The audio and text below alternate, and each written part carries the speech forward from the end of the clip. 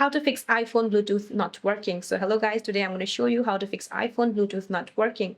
So to fix this issue, you can start by forgetting the device. If a device is acting up, just simply go to your settings, then tap on Bluetooth and find the device in your list, and then tap the eye icon next to its name. Once you tap on it, tap forget this device. Put your accessory back into discover your pairing mode and try connecting again. Now the next what you can do is go back to your iPhone settings, then scroll down to general, then scroll down to transfer or reset iPhone. Tap on it. Now once you tap on it, tap reset and then tap reset and then tap reset network settings.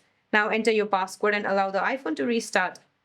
You will need to re-enter your Wi-Fi passwords and repair your Bluetooth devices afterwards. So that's it for this video, guys. I hope this video is helpful. See you in my next one.